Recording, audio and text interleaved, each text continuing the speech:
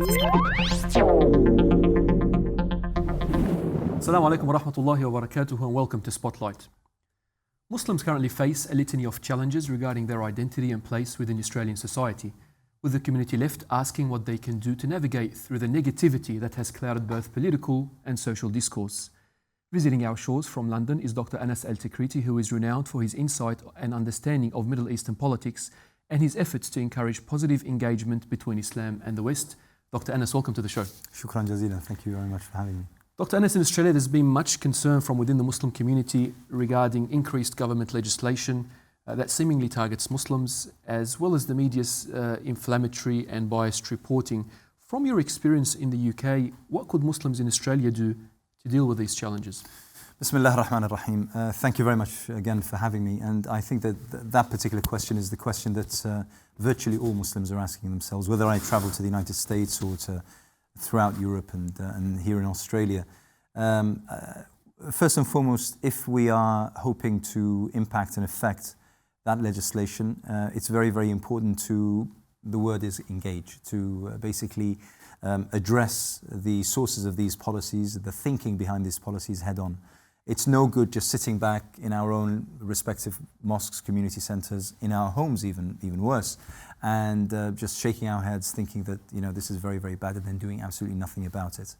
I would suggest, and this is something that I'm going to try to talk about throughout my tour of Australia this time round, and that is that what we need to do is to basically address the entire narrative and the way of thinking of society that produces these policies. I think that we need to move from being on the defense, being always answerable, always in the position of whoever is being interrogated, and try to shift the attention to the source of these policies. These policies are wrong, they're immoral, they're not right whatsoever, and if you were to change the name Muslim community, Islam, to any other religion or faith group, no one would accept it. Do you think that the landscape allows for engagement when there is there is a bit of hate and there is a bit of fear as well, a lot of fear-mongering? We are at an extreme disadvantage if we do not engage. That's the challenge. So whether it's difficult, of course it's difficult. There are challenges, of course there are challenges. But there are many parties out there who would love for Muslims to just throw their hands in the air and say, what, we give up, we're not going to engage. They would love for that to happen because it would solve so many problems for them. But our job is not to solve their problems. Our job is to make things better, not just for us, not just for ourselves, but for society as a whole, because that is the message of Islam.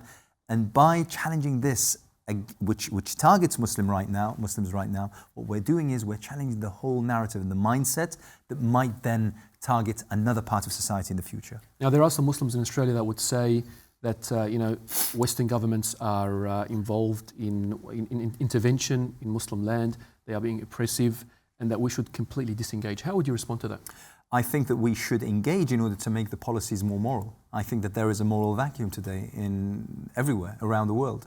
And whether it's that moral vacuum then produces conflicts and wars and interventions that lead to the killings of millions of innocent people, to rife and epidemic diseases that go untreated and millions of people suffering as a result, poverty and the such, and the list goes on. There is a lack of morality. And I think that as a Muslim community, as Muslims who believe in our responsibility towards humanity, I think that we are responsible for trying to fill that particular vacuum, and therefore disengagement is not even an option. We owe it not only to ourselves, I think even to Allah subhanahu wa ta'ala, out of duty, out of love of Allah subhanahu wa ta'ala and the Messenger Muhammad sallallahu alaihi wasallam, to engage. Can you give me an example where you've seen it actually work? I wish I could give you a long list. Unfortunately, there aren't long lists, and the reason for that is because we haven't really been serious about engagement, let's be honest. I can give you one or two snippets. I can tell you about a local level throughout Britain. I can tell you about local levels in America. I can tell you about how many policies which were targeting Muslims and other people, and how they changed as a result of our intervention. I could point to that, but the main aspect is that with the kind of mindset that we carry, with the kind of message that we carry, with the values that we believe in, and with our attitude of perfection that Allah subhanahu wa ta'ala loves for whoever is doing anything to be perfect, everyone needs us, and I therefore say that we must do this wholeheartedly, not sort of a step forward and a step backwards, hesitant and not absolutely sure whether we're in the right place. That will bring out nothing. Now, for a Muslim, there is a concept of the Ummah, whereby if someone is suffering overseas, whether it's in Syria, Palestine, or even Iraq, we feel their pain. What could Muslims living in the West do to assist their brothers and sisters overseas? The very first issue is that we need to understand the crisis well. I find it quite distressing, people who go all out emotionally, physically, in order to assist and help, and, really noble efforts. But when you try to ask them about the specifics of the issue, they can't really respond. And therefore their credibility is somewhat limited, especially for someone who doesn't really know about this, just heard about this on the news and then wants to find out more. And you find that those who are in the middle of the work really can't give a proper illustration of what's going on. And I think from that proper reading, I think that then we can start to address exactly where our countries, whether yours in Australia, whether mine in Britain, are falling short, probably not even falling short, but being culprit and part of the crisis that is taking place. That way, I can then send a clear message to policymakers, to the media, to think tanks and the such, based on proper information of what I know to be happening. At this moment of time, we're all out there emotionally, but I fear that we don't know, we're not illustrating proper enough for policymakers to take notes. So what kind of activities should we be doing? Well, I would suggest that we really need to connect with policymakers here in Australia to tell them exactly what's happening. The fallacy when you say exactly what's happening, what do you mean exactly what's happening? Well, unfortunately, when you talk about Syria today in any international platform to any government, the first thing that comes to mind is ISIS. And it's as though the entire problem is about ISIS. And the fact now that the West all of a sudden seems to be contemplating the continuation of the Assad regime is entirely based on the narrative that is proposed that, by the way, this is all about ISIS. Let's get rid of ISIS first, and then let's talk about the regime. I think that is a problem in terms of how we communicated the whole problem. We should continue to talk about how this all started and why it all started. This all started simply because it's very, very simple, really. They try to make it so complicated, but it comes down to the fact that the Syrian people wanted rid of a regime that has been sitting on their shoulders, making them suffer for over 5 decades. They've had enough. It's as simple as that. Everything else that's happened was due to the fact that, unfortunately, Western powers and now Eastern powers have managed to muddy the waters and make it as though it's an issue that, well, we can't really talk about much because we need to recognize that ISIS is the be-all and end-all, which isn't correct. Now, speaking of ISIS, you were recently involved in a debate titled, "Is Islam the cause or solution to extremism?" In your view, what role do Muslims play in encountering, Muslims specifically in the West, encountering extremism? Well, first of all, just for the record, I thought that the title was wrong. And I urge no one to entertain such titles. Islam and terrorism, Islam and extremism, Islam and the oppression of women. For what reason? Is that because there's association by guilt? Well, first of all, you allow a 50-50 chance of whether yes or no, and that's entirely wrong. And secondly, you wouldn't ever entertain the thought of, let's say, us having a debate on Judaism and the oppression of women, or Hinduism and terrorism. Why would we entertain the thought about Islam? So I think that we shoot ourselves in the foot when we accept such titles and then go and... Listen, the agenda is not ours. The question is not posed within ourselves. No one ever asked about Islam and extremism in the Salaf al-Salih or in our books. It's driven by events and by the media, and we're responding to that. And I think that, yes, we should respond, but only to a limit. I think that what we have a problem of right now around the world is a problem of extremism on all sides of the fence. And the most virulent form of extremism that we have is the secular kind of extremism. So what do we do? Well, what are some pragmatic steps that a person is living in the West can take? I think that this needs a collective effort, and particularly on an intellectual level. I think that intellectually, unfortunately, we're not doing enough.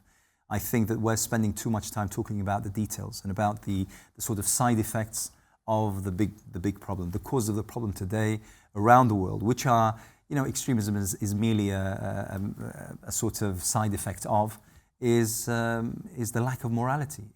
Today, man treats man, regardless of religion and faith, in an extremely unjust way. Look at around the world. It's not just, we have a long litany of issues regarding Muslims. But even if you look beyond, even in terms of Australia and how they are suffering under the kind of system that called democracy today, In Britain, the same. You know, people suffering poverty, deprivation, the elderly living, you know, on you know, measly income, you know, making do whether to heat up their houses when it's cold or to eat or have a meal. It's just immoral.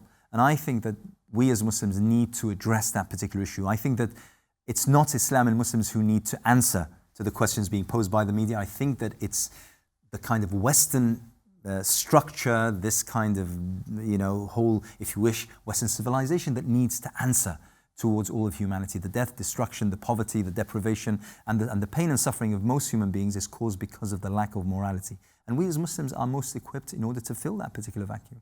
Now, on a different topic, Turkey's recent election, the Justice and Development Party has won by a landslide, and it's been dubbed by some as a victory for Islam. In your opinion, do you see this statement as being correct? And how do you see the role of Islam playing in the Middle East? Insofar as the AK party has managed over the course of the past 12 to 15 years to rejuvenate Turkey, a country that was really wallowing in a pitiful state on an economic level, social level, on crime, drugs and security, you know, everything, you know, whether it be from the value of the lira to the state of, you know, whether the president has any powers over the army generals or not.